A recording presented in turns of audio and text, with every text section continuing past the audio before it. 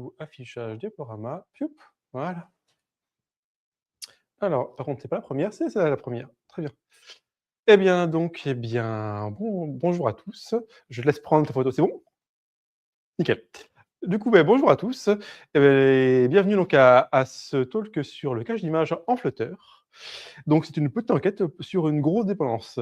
Alors je pense que comme tout développeur Flutter, on vous a demandé un jour de mettre en cache des images dans votre application et en gros une petite demande comme celle-ci est pas si simple que ça à résoudre et donc du coup, je vais vous montrer donc pourquoi, quelles sont les solutions et qu'est-ce que tout cela cache? Donc déjà, je vais commencer par me présenter. Je suis Adrien Bonin, je suis, développeur, Flutter, depuis maintenant on est en 2026 donc ça fait 4 ans. Voilà, j'adore cette, technologie, voilà et je travaille aussi chez Ypon, chez Ypon Télétechnologies, actuellement, donc c'est une CS2I. Voilà. Du coup, je passe à la donc de je avant de commencer la présentation, je vais faire un petit disclaimer, qui est que, alors, donc du coup, on va parler de librairie, on va parler, de choses qui peuvent fâcher. Donc qu'est-ce qu'on va faire durant cette présentation? On va faire une enquête. C'est-à-dire on va essayer de comprendre, on va essayer de poser le pour et le contre et qu'est-ce qu'on va pas faire? On va surtout pas, condamner une librairie et je vais surtout pas vous dire quoi faire demain matin et encore moins vous faire peur parce que ça ne servirait strictement à rien. C'est juste pour information et vous en ferez, usage comme vous voulez. Du coup, alors on va commencer par le départ, qui est que comment Flutter donc charge une image. Là, jusque-là, je pense que tout le monde est OK là-dessus. Donc du coup, donc pour pouvoir charger, une image en Flutter, donc on fait un image.network et on fait ça avec une URL. Jusque-là, je pense que tout le monde ça va à tout le monde. Pour pouvoir, tester et faire mes démos, ce que j'ai fait, c'est que j'ai fait un petit, serveur web, tout simple qui expose sur le port 8080, une image au bout de 2 secondes. Donc l'idée pour faire simple, c'est que j'appelle une URL, donc n'importe quelle URL, n'importe quelle URL et je vais lancer mon petit programme. Tac. Donc je vais exposer n'importe quelle URL. J'aimerais bien pouvoir récupérer ça ici. C'est bon. Donc ça, c'est bon. Donc il est démarré. Donc là, j'expose sur le port 8080 et donc normalement, si je prends la presse, que je fais échappe et que, je vais sur mon localhost 2.8080 et que je fais n'importe quelle URL, donc au bout de 2 secondes, j'ai un joli dash qui s'affiche et donc là, du coup, je pourrais mettre par exemple Toto en haut et ça c'est pareil, au bout de 2 secondes, il m'affiche le dash. Donc voilà, donc c'est au bout de 2 secondes sur n'importe quelle URL que que ça envoie l'image. Donc après et aussi au passage, pendant qu'on y est, dans la console qui est en bas, que vous devez voir, je log aussi les appels qui sont faits. Donc comme ça permet aussi de vérifier, quand je fais un appel que l'appel est bien fait. Très bien. Après, donc du coup, j'ai besoin de ça et ce que je voudrais tac. Donc maintenant je reviens sur l'application. Donc du coup, je commence par le image network. Donc là, on attend 2 secondes et hop, on a Dash qui s'affiche. Donc du coup, ce que je fais, c'est que j'appelle l'URL que vous voyez qui est en bas et donc en gros, je viens donc, suffixer le, counter, enfin l'URL par un numéro et donc du coup, donc là, je commençais par le numéro 0, je vais au numéro 1, 2 et 3. Ça permet à chaque fois de charger une nouvelle image et donc de pouvoir vérifier que tout fonctionne correctement. Donc et là du coup, tout fonctionne correctement. Très bien. Jusque-là, tout va bien. Hop, voilà, hop et je reprends la présentation. Hop, tout voilà, parfait. Donc voilà, donc maintenant la question c'est: comment fonctionne cette image pour un network? parce que bon, bah, c'est très bien. Mais ce que je voudrais savoir, c'est que donc l'idée, c'est quand même à la base, c'est quand même de mettre en cache les images dans Flutter. Donc, l'idée, c'est savoir où se cache le client HTTP qui fait les appels pour voir si je pourrais pas, lui mettre un petit proxy ou je ne sais quoi, pour pouvoir, lui faire utiliser un cache. Donc l'idée donc là, je vais dans image.network. Donc, qu'est-ce qu'on voit? En fait, image.network, donc là, nous s'intéresse, c'est la source, donc ça correspond à l'URL. Au final, ce que fait, image.network, c'est qu'elle va instancier un network image. Donc, comme son nom l'indique pas, network image est un image provider. Donc l'idée, c'est que, là, image, c'est un widget, alors que network image, c'est une classe, normale, en Dart. Et donc du coup, là, on passe donc, notre source à ce network image. À savoir donc, comme je disais, donc ce network image, c'est un image provider. Donc l'idée, c'est qu'on va avoir donc un widget qui est le widget image qui va venir utiliser des images provider. Et donc on va avoir, des images provider de toutes sortes. Là, on a donc nous, on utilise un network image, mais on va pouvoir utiliser un file image, un state image ou n'importe quelle, image qui permet, bah, en gros, de fournir des données pour pouvoir afficher, une image en widget. Au niveau donc de ces network image, file image et asset image, qui sont tous des image providers, forcément, il y a un tronc commun. Il y a une classe qui est la même, qui est la même ancêtre. Et donc du coup, ça correspond, à l'image provider comme qu'on a ici. Et donc du coup, quand on vient étendre de cette image provider, on a, donc forcément, il y a un contrat. Et donc le contrat, c'est d'implémenter donc 3 méthodes. Là, il y en a que 2 qui obtain image et load image. Là, l'autre, c'est une autre méthode qui est deprecated, mais qui revient à la même chose que load image. Donc je simplifie et qu'il y en a que 2. Alors du coup, qu'est-ce qu'on voit là-dedans? Donc on a la première qui est la obtain key. Donc on récupère une clé. Je vous demande juste de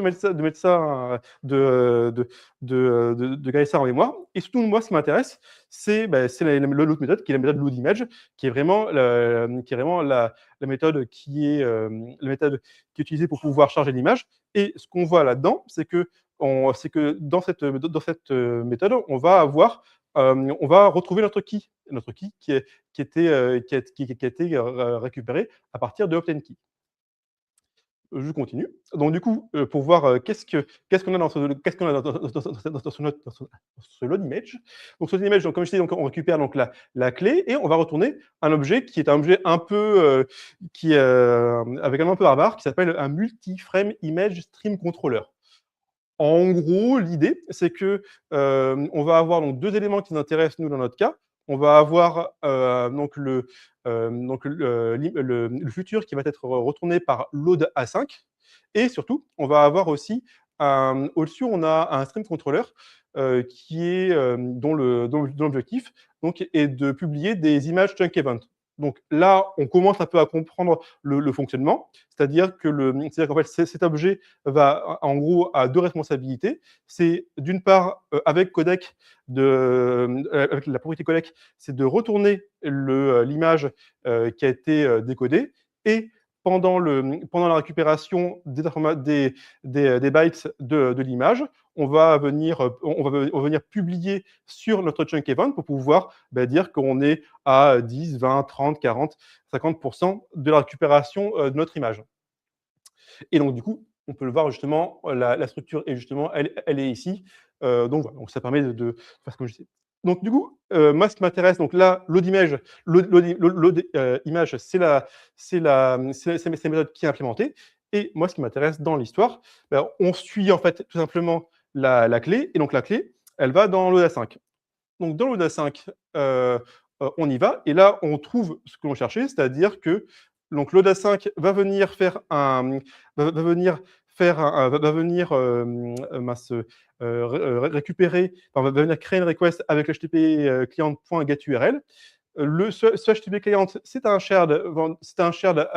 utilise le shared HTTP client. Et ce shared HTTP client, tout en haut, on voit que lui, il est en statique final et il est aussi en privé, forcément, avec le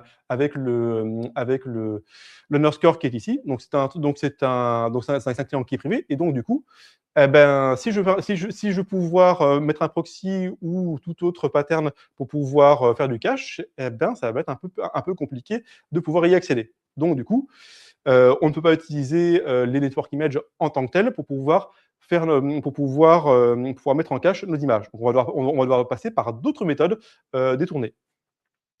Et donc du coup, je reviens sur et donc du coup, donc là, on sait, donc maintenant on sait que les images sont récupérées par un HTTP client qui n'est pas accessible. Maintenant la question c'est la méthode qui est implémentée qui est loadImage, elle est appelée par qui? Est-ce qu'elle est appelée par le widget image ou est-ce qu'elle est utilisée appelée par autre chose? Et effectivement, la fonction donc loadImage, elle est appelée par la classe parente qui est l'image provider et ici, ce qu'on voit, c'est que la classe parent, donc image provider, a un resolve stream for key. Et donc l'idée, c'est que elle va encore récupérer une clé. Et l'idée, c'est que l'on va vérifier dans quelque chose qui s'appelle dans un image cache. Et donc du coup, là, ce que l'on voit, c'est que par défaut, Flutter propose un cache d'image directement natif à Flutter. Et en plus, lorsque vous allez devoir implémenter un image provider, vous avez aussi accès dans la classe parent image provider des méthodes comme evict ou obtain cache status de manière à pouvoir influer sur ce fonctionnement du cache. Voilà. Et donc là, et forcément, c'est ici que l'on a donc la load image. À noter que ce pattern-là est très intéressant, c'est-à-dire qu'en fait, on va venir en fait, l'idée, c'est que le pot if absent va venir donc en gros, l'idée, c'est qu'on va avoir une clé et on a une méthode qui va être appelée. Forcément, si on arrive à récupérer la valeur, forcément, le compléteur va récupérer la valeur qui va être, la valeur qui était mis en cache. Et sinon, si on n'arrive pas à trouver de valeur en cache, on va venir appeler solidImage. Et donc du coup, qu'est-ce que l'on, et donc du coup par rapport à ça, donc comme ce que je disais donc juste avant, ce que l'on peut voir, c'est que donc, Flutter propose déjà à la base un image cache. Donc l'image cache est, donc là pour le coup, il faut regarder, il faut s'en remettre à la doc officielle, de l'image cache. C'est-à-dire qu'en gros, par défaut, on a 1000 images qui sont mis au maximum, dans le cache, que vous pouvez modifier avec le maximum size. Vous avez aussi 100 mégas que vous pouvez, donc stocker et qui est modifiable avec le maximum size bytes. On a un LRU. Donc le LRU, l'idée, c'est que en gros, les images les premières images qui vont, sortir du cache, ce seront les dernières qui vont être utilisées. Et par contre, il y a quelque chose à noter et nous qui nous intéresse, c'est que le scope de mémoire est uniquement, en mémoire. C'est-à-dire, enfin les images sont uniquement, stockées en mémoire et donc du coup, si on redémarre l'application, et du coup, on perd ces images. Et donc, du coup, on peut faire la démo. Donc là, du coup, si je reviens sur la petite application qui est ici, et que je fais plus, donc là, hop, ici, on va venir récupérer on va venir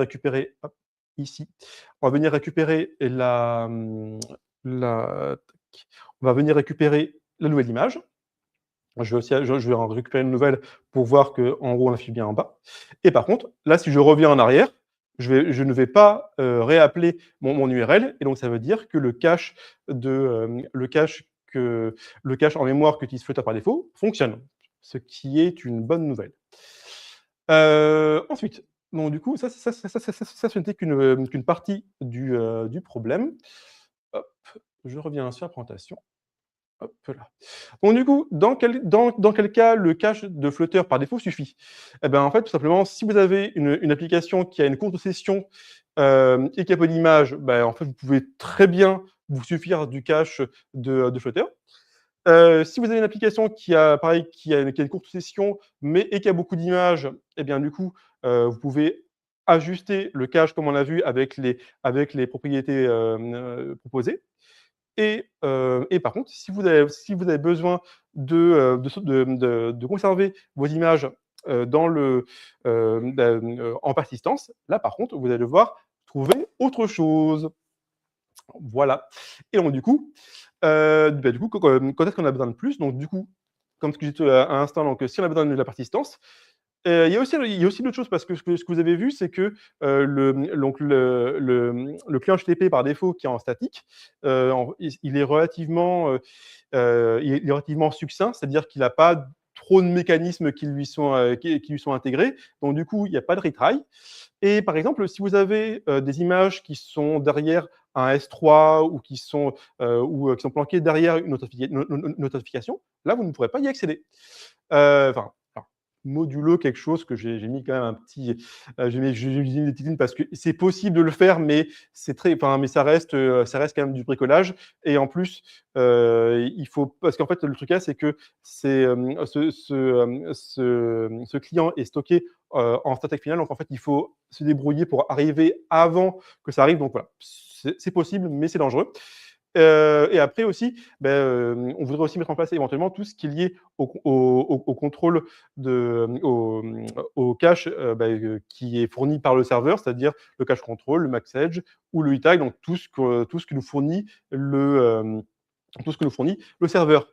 Et en bonus, ce qui serait bien, c'est qu'en fait là, on parle d'image, mais une image, ça reste qu'un fichier à récupérer. Donc pourquoi pas récupérer un JSON, un PDF, une vidéo ou n'importe quel type de fichier disponible. Et en plus, ce serait bien aussi d'avoir éventuellement une politique de purge, c'est-à-dire que si mon fichier a été récupéré depuis plus de 30 jours, j'aimerais bien être sûr qu'il soit supprimé de mon cache. Et donc du coup, on en arrive à la bibliothèque que vous avez tous dû sûrement utiliser une fois, qui est le Cache Network Image. Alors, Cache Network Image, donc ça, alors, à utiliser, c'est relativement simple. C'est d'ailleurs son avantage le plus grand. Donc l'idée, c'est que donc là, en gros, à la place donc de network image et de passer une URL, en fait, on fait la même chose, mais et en plus, Cache Network Image propose des builders en plus. Donc là, par exemple, on a un placeholder qui est un placeholder que l'on peut rajouter. Après aussi, en termes de stats, on est quand même sur une librairie qui a été téléchargée plus de 2,48 millions de fois, donc avec 6 000,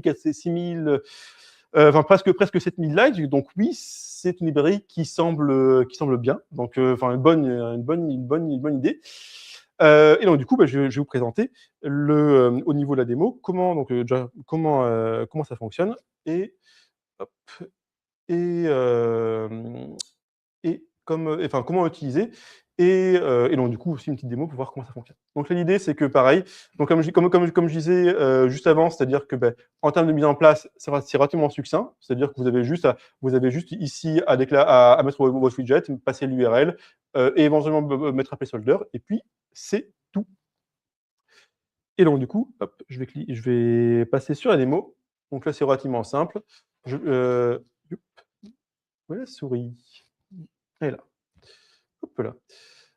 Donc, pour Cache Network Image, donc hop, je clique dessus. Alors là, du coup, sur les premiers, donc on a le cache qui fonctionne, donc du coup, ça s'affiche directement. Mais par contre, là, effectivement, à partir du moment où où j'arrive sur des compteurs où je n'ai pas encore fait de test, là, par contre, effectivement, on affiche un placeholder, on attend 2 secondes et ensuite, on affiche dash. Et si je reviens en arrière, du coup, j'ai même pas besoin d'attendre, j'ai même pas ce placeholder qui s'affiche. J'ai directement l'image de Dash qui est affichée. Donc, du coup, tout fonctionne correctement. Donc là, pareil, c'est une bonne chose.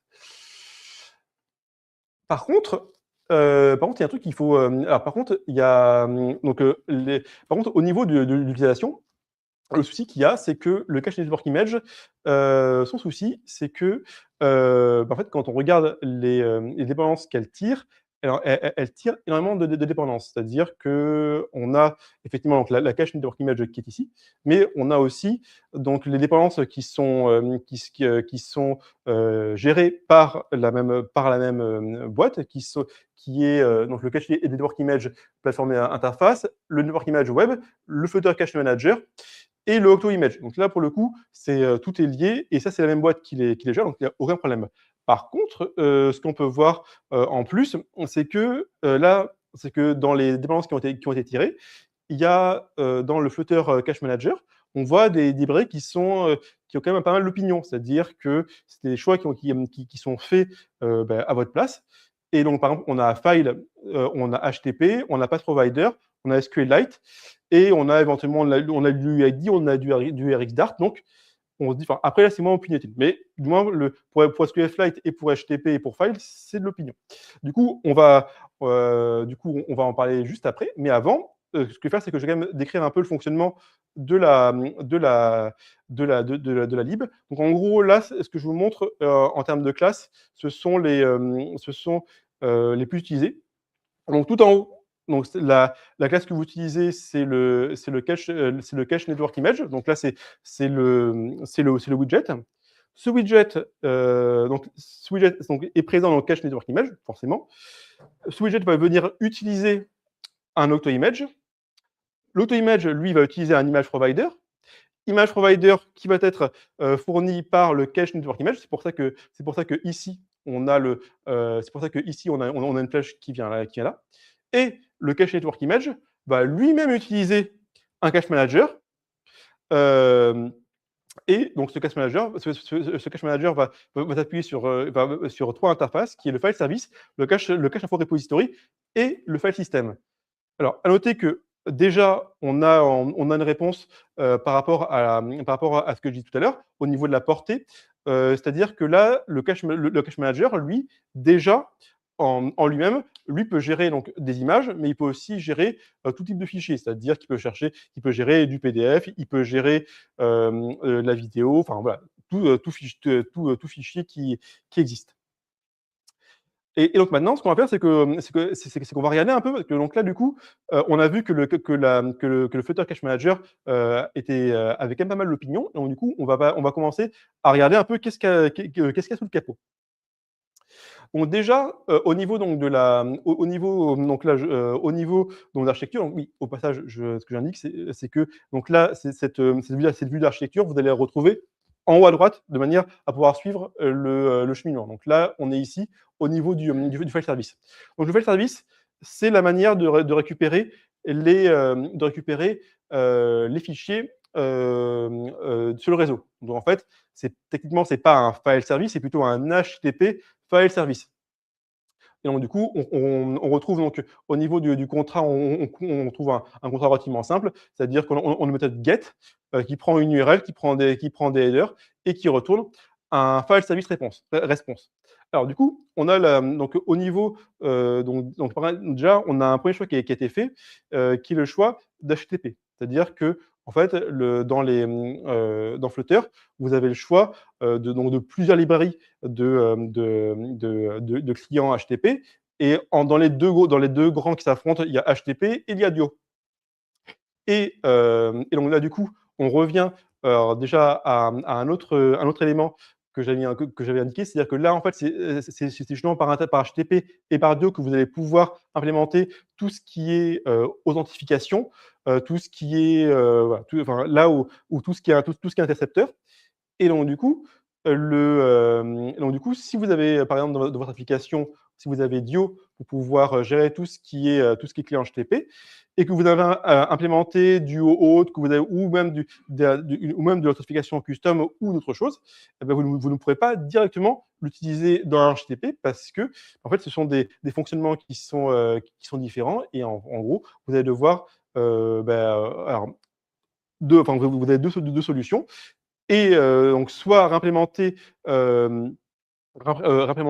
dans HTTP vos intercepteurs ou soit la solution la plus simple, c'est de récupérer un file service, mais qui est pour Dio et donc du coup, qui serait récupéré dans une autre dépendance qui serait Flutter Cache Manager Dio. Donc dans tous les cas, dans tous les cas, on peut s'en sortir, mais ça reste un choix qu'on nous impose dans la lib.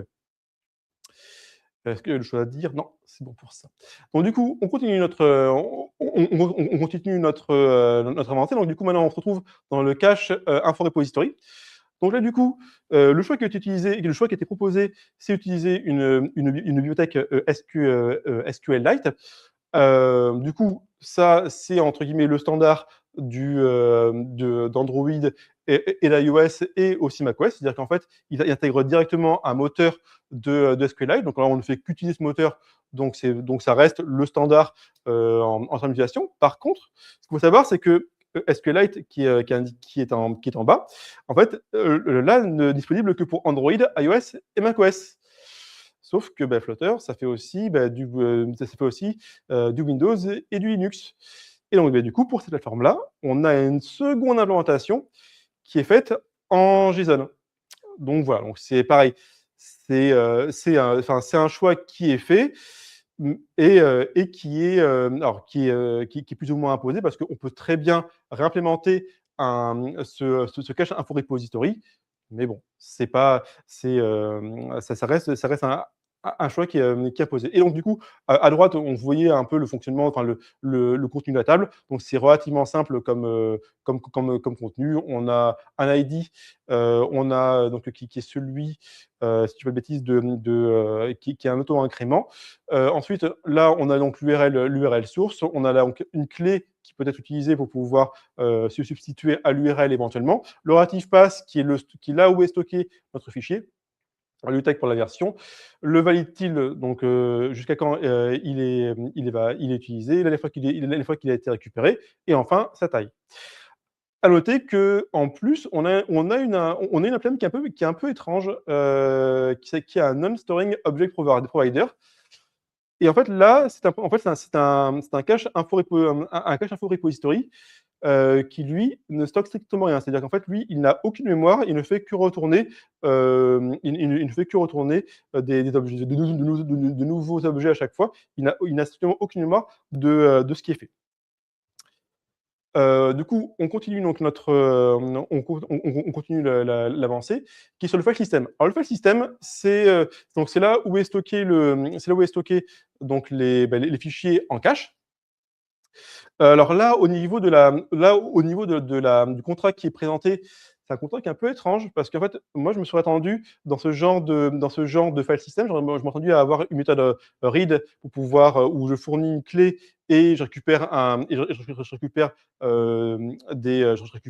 mes données et une méthode write pour pouvoir écrire en fournissant les données et une clé. Et là, en fait, on a juste un create file où on fournit un name.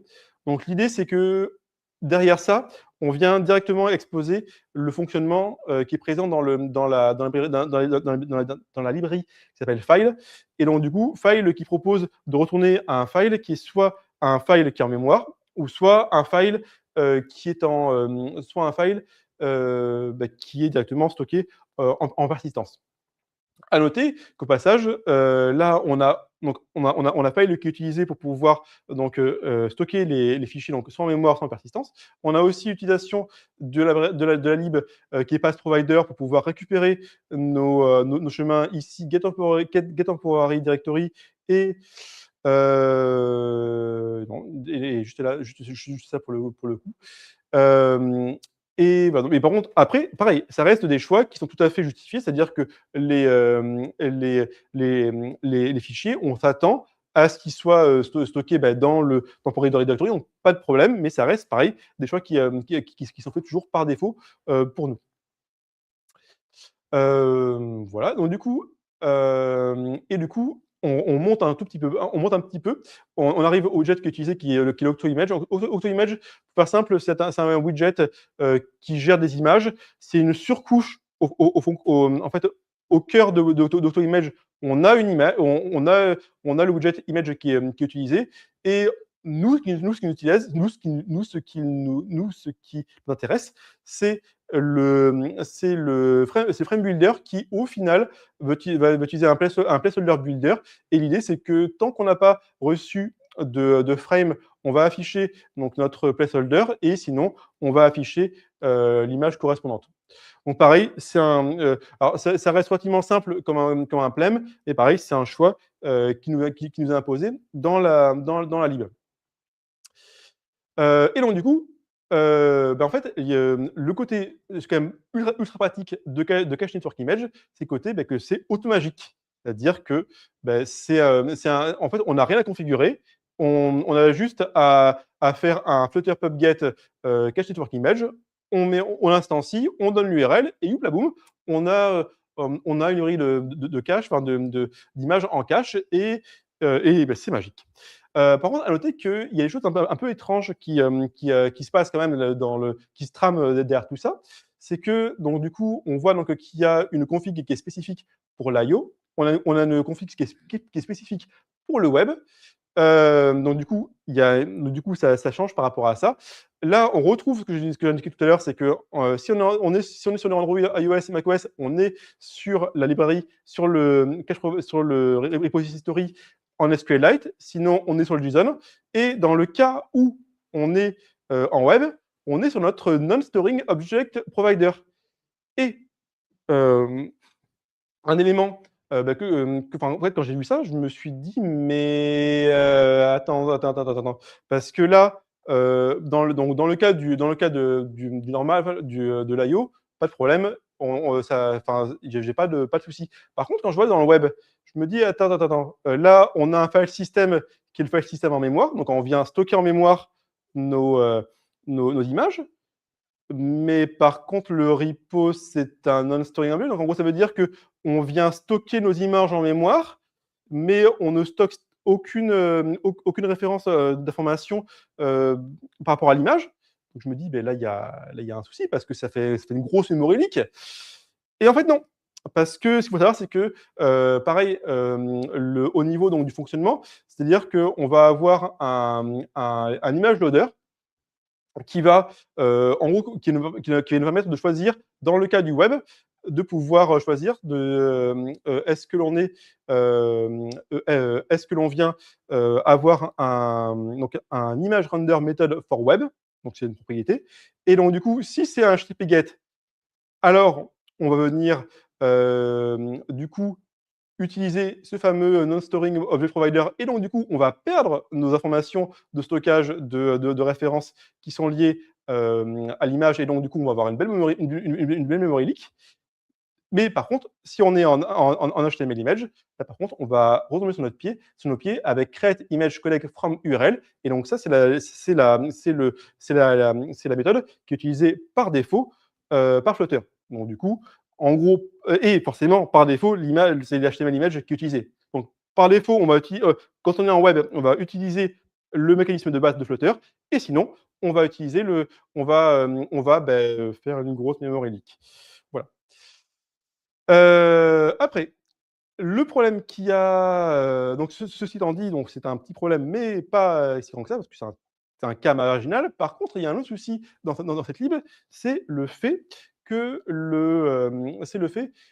n'est pas maintenue. C'est-à-dire qu'actuellement, on a on a, 316 issues, on a 16 pull requests, le code n'a pas été modifié depuis près de 2 ans. Donc ça, c'est pour dans le cas de Flutter Cache Network Image et dans le cas de Flutter Cache Manager, on a à peu près la même chose.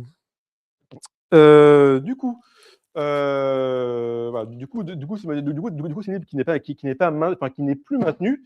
Mais bon, après, pareil, après, il y a des risques, forcément, parce que quand une librairie n'est plus maintenue, eh ben, du coup, on n'a plus de mise à jour, enfin, de sécurité. On peut aussi avoir vu qu'on utilise pas mal de librairies, en plus, ben, en fait, si ces librairies viennent à être, mis à jour, ben, on peut avoir des conflits de versions. Donc du coup, c'est pas forcément ce qu'il y a de plus agréable. Après, moi, je vous rassure, les librairies qu'on a vues jusqu'à présent, qui sont File, UID, qui sont SQLite et qui sont RxDart, ce sont des dépendances qui ne bougent pas beaucoup.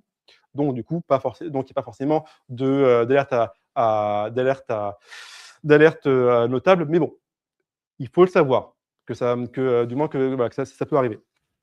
Après, Donc du coup, forcément, la nature, déteste le vide et donc du coup, bah, la communauté est arrivée à la rescousse. Donc du coup, c'est pour ça que maintenant vous avez une autre librairie qui s'appelle donc Cache Network Image CE pour, Community Edition. Et donc du coup, bah, forcément celle-ci est beaucoup plus maintenue que la Cache Network, Image. Par contre, il y a des choix qui ont été faits. Donc en fait, comme, je vous disais qu'il y avait des choix qui avaient été faits sur le cache network image, qui était d'utiliser SQLite et beh, enfin donc SQLite, là du coup, la communauté a choisi de faire un autre choix, qui est le fait d'utiliser, Hive CE. Donc du coup, pourquoi ce choix? Tout simplement parce que en fait, ils le disent très clairement, quand on fait des benchmarks, bah, du coup, en fait, Hive est beaucoup plus rapide. Par contre, ce qu'il faut savoir, c'est que Hive, charge tout en mémoire. Donc c'est pour ça aussi que c'est rapide, parce que tout est en mémoire. Donc voilà, donc du coup, on nous a imposé un choix, dans la librairie de base qui n'était pas forcément un choix qui faisait consensus et du coup dans la CE, on nous propose donc un autre choix. Voilà. C'est bon à savoir. Donc du coup, oui, si vous faites, j'ai oublié, si vous faites la migration, Cache Network Image vers Cache Network Image CE, d'une part, donc il y aura le fichier, le fichier, SQLite qui va être conservé enfin, sur les applications et en plus, en fait, ce qu'il faut savoir, c'est que comme vous avez vu tout à l'heure, c'est stocké par rapport en fait, les fichiers sont stockés par UID, c'est-à-dire que en gros, on va donc appeler une URL donc le fichier qui va être stocké, on va générer un UID et on va faire correspondre l'URL à l'UID et donc du coup, si on perd cette correspondance et du coup, ça veut dire qu'on perd on perd le lien entre l'URL et le fichier et donc en gros, le cache sera perdu. Donc si vous utilisez les briques de cache, pour autre chose actuellement que les images, il faut faire attention parce que vous allez perdre des informations durant la migration. Voilà et donc du coup, la question, qui brûle toutes les lèvres, c'est: «Qu'est-ce qu'en pense l'IA?» En fait, l'IA, le truc là, c'est que, enfin, forcément, vu que les modèles ont été entraînés sur, du code qui date d'il y a 1 ou 2 ans, en fait, on se retrouve toujours avec le cache network image. Donc faire très attention, l'IA est votre ami, mais il faut quand même faire gaffe à ce qu'elle raconte. Mais après voilà, ça peut et aussi donc vous allez me dire vous allez me dire qu'on peut éventuellement utiliser Context 7 pour pouvoir, justement mettre ça à jour. Le problème qu'il y a, c'est que j'avais plus de token pour pouvoir tester, donc voilà, j'ai pas pu vérifier ça. Mais bon, effectivement, on a des possibilités pour pouvoir se débrouiller, pour pouvoir, mettre ça à jour, mais voilà, faire très attention à ça, c'est pas forcément les bonnes c'est pas forcément enfin voilà, il faut attention à ce que nous dit, l'IA. Toujours vérifier. Et donc du coup, par rapport à ça, donc il existe une autre approche en Dart qui est qui est HTTP Cache Core. Alors la HTTP Cache Core, c'est vraiment un fonctionnement, qui est, complètement différent. C'est-à-dire qu'en fait, on va conserver le widget image qui est ici. Le widget image va utiliser des images providers comme ce qu'on a vu au départ de la présentation. Le truc qu'il y a, c'est que là, il n'y a pas d'opinion, qui est fait sur qui est fait sur le client HTTP. Donc ça veut dire que là, on va avoir donc un duo cache interceptor et on va avoir un cache client pour pouvoir, intercepter, pour pouvoir, oui, mettre en cache un client duo ou un client HTTP. Et donc du coup, ces clients où on a du cache sont utilisés d'une part par les image providers qui sont DioImage et HTTP Image, donc respectivement, on voit bien la correspondance et par contre, les ces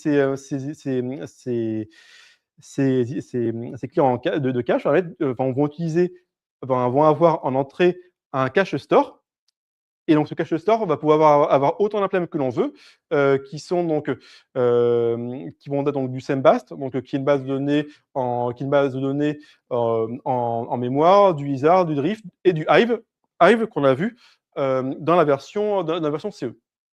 Donc, du coup, ça, c'est quand même une approche beaucoup plus clean, c'est-à-dire qu'on va avoir HTTP Cache File Store qui propose une interface de cache store et elle va être utilisée par un client en cache et ce client en cache va être utilisé par un image provider qui va être lui-même utilisé par une image. Donc là, du coup, on est sur une architecture qui est différente et qui, à mon sens, beaucoup plus propre et beaucoup mieux découpée.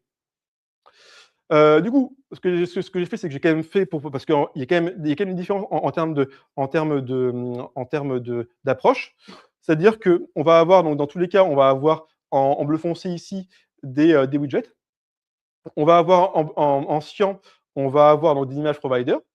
Donc la différence, c'est que là, donc on va avoir un cache network image provider donc qui va utiliser un cache manager, alors que le Duo Image, va utiliser directement un client audio et que le HTTP Image Provider va directement utiliser un client HTTP. Donc du coup, à chaque image provider, son client qui met en cache.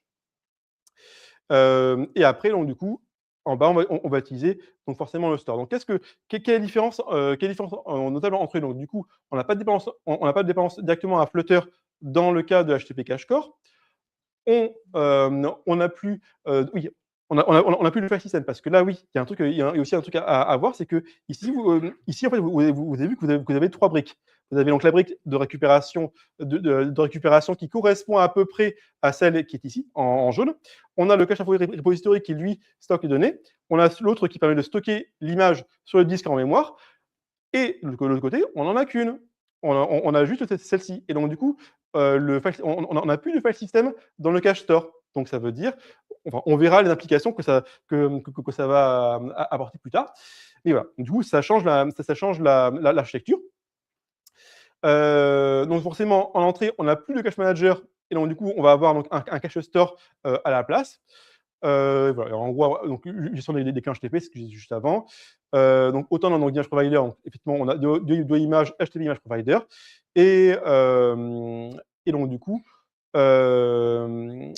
si vous voulez, pouvoir gérer tout ça, il va falloir implémenter votre propre image, votre propre widget image parce qu'en fait, là, clairement, l'image va devoir utiliser un image qui va lui va récupérer un client HTTP et qui va récupérer un cache store. Donc en gros, on va avoir beaucoup plus de plomberie à faire. Autant dans le cas de Cache Network Image, on a toute la plomberie qui a été faite pour nous avec des choix spécifiques. Autant là, en fait, vu que c'est à nous de faire les choix, eh ben, en fait, on va devoir faire de la plomberie pour pouvoir choisir ses choix. Oui, oui, oui, c'est ce qui est marqué juste après. Bah, c'est parfait. Du coup, à quoi ressemble ce cache store? Donc le cache store, c'est quelque chose, donc en gros, c'est du CRUD. Clairement, c'est du CRUD où on va donc récupérer un cache response qui va donc contenir des informations de cache ainsi ainsi que le contenu. Donc, le souci qu'on va avoir par rapport à ça, c'est que, en fait, on a des libs, qui sont des libs, qui stockent les informations en mémoire, comme par exemple le Sembast. Donc ça veut dire que si vous avez, des fichiers qui font 500 mégas, il va essayer de les charger en mémoire. Donc voilà, il faut faire quand même attention à ça. Bon, bien sûr, après, je pense que vous pouvez faire des implémentations custom de cache store pour pouvoir, justement, décorréler ce fonctionnement-là, mais c'est à savoir que ça peut être dangereux. Donc voilà. Et donc du coup, on va faire une petite démo par rapport à ça, parce que c'est toujours bien les démos. Du coup, je reviens ici avec mon petit dash. Donc du coup, je viens sur mon image provider. L'idée, donc, c'est que donc là, je vais sur une URL, j'y vais. Enfin, j'affiche un dash. Je vais sur l'URL 1, j'affiche mon dash. Très bien. L'URL 2, pareil. Du coup, maintenant, je vais quand même vérifier que la persistance fonctionne et que le cache fonctionne, c'est mieux. Du coup, là, je vide le cache, je lance l'application, ça veut dire que je vide le cache, le cache de Flutter. Et donc là, je m'attends à pouvoir utiliser à pouvoir récupérer mon image. Et ce que l'on voit là, c'est que ça ne fonctionne pas. C'est-à-dire qu'en fait, pour le 0 qui était, enfin, pour le compteur 0 qui était ici, en fait, là, je viens de recharger mon image et si je fais 1, j'ai aussi mon compteur qui s'affiche. Et pourquoi? Eh ben, en fait, ça, c'est un problème d'implémentation. Parce que donc là, du coup au passage, ce que je vais faire, c'est que je vais aussi prendre un peu de temps pour vous montrer la plomberie qui est faite par rapport à ça, dans HTTP Cache Store. Donc du coup, dans HTTP Cache Store, ici, donc le choix que j'ai fait, pour pouvoir, comme store, c'est le je stocke dans un file cache.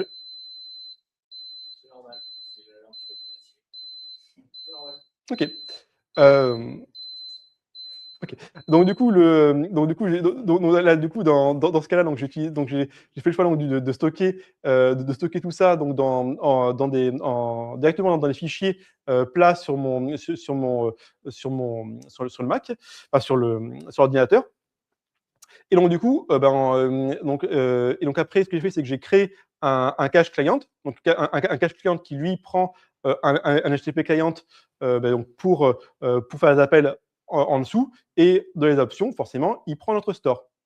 Et donc du coup, je reviens à mon problème initial, qui était que ça ne fonctionnait pas. Et oui, ça ne fonctionnait pas parce qu'en fait, le problème qu'il y a, c'est que, en fait, si on regarde l'implémentation qui est faite dans le cache client, donc qui est le client en cache pour HTTP client. Si on regarde la méthode send, qui est la seule méthode qui peut proposer de renvoyer une stream réponse. Donc une stream réponse, ça permet d'avoir ce qu'on a vu précédemment, c'est-à-dire qu'on voit le changement d'image avec les 10, 20, 30, 40%. Mais en fait, c'est fait grâce à un stream response, donc qui va venir récupérer, qui va venir noter les bytes qui sont récupérés et mettre à jour en fonction. Sauf que ça, eh beh, c'est la seule méthode qui n'est pas interceptée par le cache. Et donc en fait, tout bêtement, quand vous utilisez, cache client, en fait, ça fonctionne dans le cas des images, et de manière générale, de tous les appels que vous faites avec send ne sont pas mis en cache. Voilà. Donc c'est un petit peu gênant. Et donc du coup, si vous devez faire des si vous devez donc, utiliser, si vous devez, utiliser, du cache, mais moi je vous conseille plutôt d'utiliser donc forcément DioImage, et avec DioCache Interceptor pour pouvoir faire vos interceptions de cache. Voilà. Après, si vous voulez, j'ai une petite démo rapide, qui fait ça très bien, au niveau donc de Dio. Et donc du coup, ici, forcément, j'avais appelé ça déjà cette URL, donc c'est pour ça que l'image est déjà en cache. Et là, pareil, j'appelle la première. Bon, là, c'est plus le cas, mais du coup, si je redémarre mon application, on va avoir du coup, ces images qui vont être mises en cache et qui vont être, récupérées, normalement. S'il veut démarrer, hop là, parfait.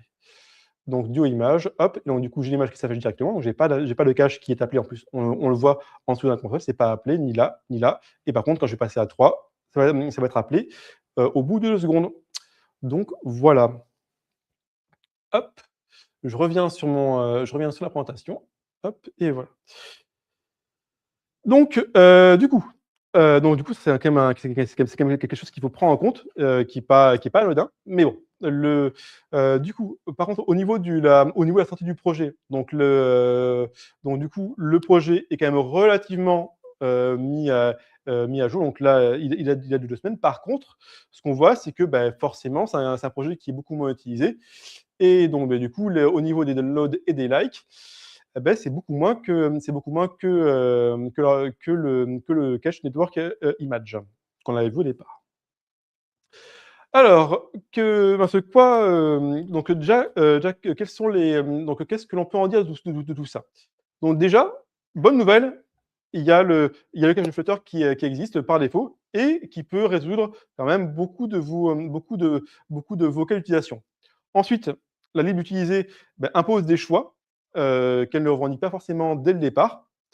Et enfin, donc une approche modulaire existe, mais elle est moins connue et plus respectueuse de vos choix. Donc du coup, qu'est-ce que l'on donc j'en reviens donc à la même liste que tout à l'heure.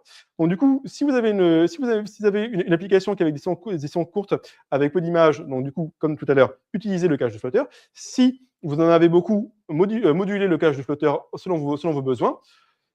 Si vous avez besoin d'un truc relativement simple à utiliser et que vous n'avez pas forcément trop, vous n'êtes pas forcément trop regardant sur les dépendances qui sont injectées dans votre dans votre application et que vous avez juste besoin d'un truc qui fonctionne, vous pouvez utiliser Cache Network Image CE.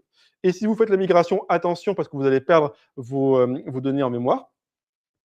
Et si vous voulez avoir un maximum de choix, utilisez HTTP Cache Core, mais attention, utilisez le client Duo pour pouvoir faire tout ce qui est appel, qui demande à avoir des streams, parce que ça ne fonctionne pas dans le cas d'HTTP. Et de manière plus générale, heu, pour aller plus loin là-dedans, donc en fait, quand vous rajoutez une lib dans votre application, donc c'est toujours bien de savoir, toujours de regarder qu'est-ce que ça injecte comme dépendance. Donc là, on a vu qu'il y en a une, ça va injecter donc soit du SQLite, soit du Hive et dans tous les cas, du file, de l'UID, hem et l'autre chose. Et après donc, est-ce que donc forcément il y a des opinions qui sont derrière tout ça? Et aussi et surtout, est-ce que le projet, est sain à long terme? Parce que ça pourrait pour éviter toute surprise, dans l'avenir. Voilà et beh et ceci donc clôture ma présentation. Merci de votre attention. Avez-vous des questions?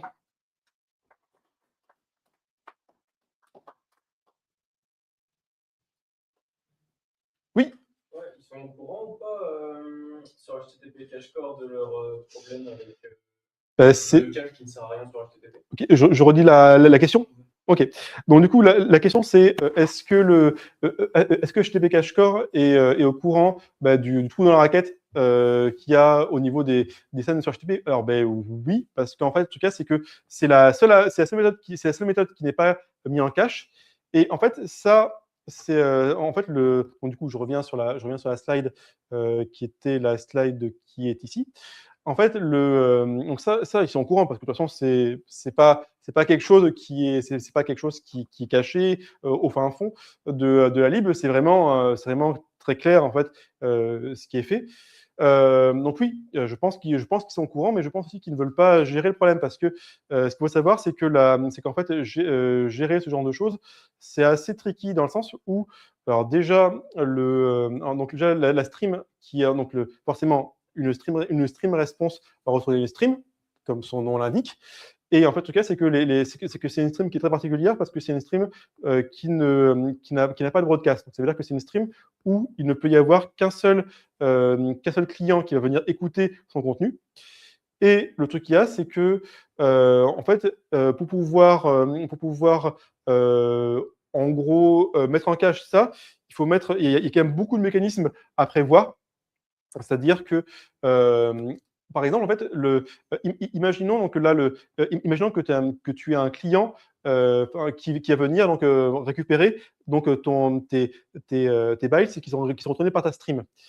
Si par exemple ton client dit, au milieu de la récupération: «Ben, en fait non, tout compte fait, je me suis trompé, je fais un cancel», enfin j'annule ma récupération.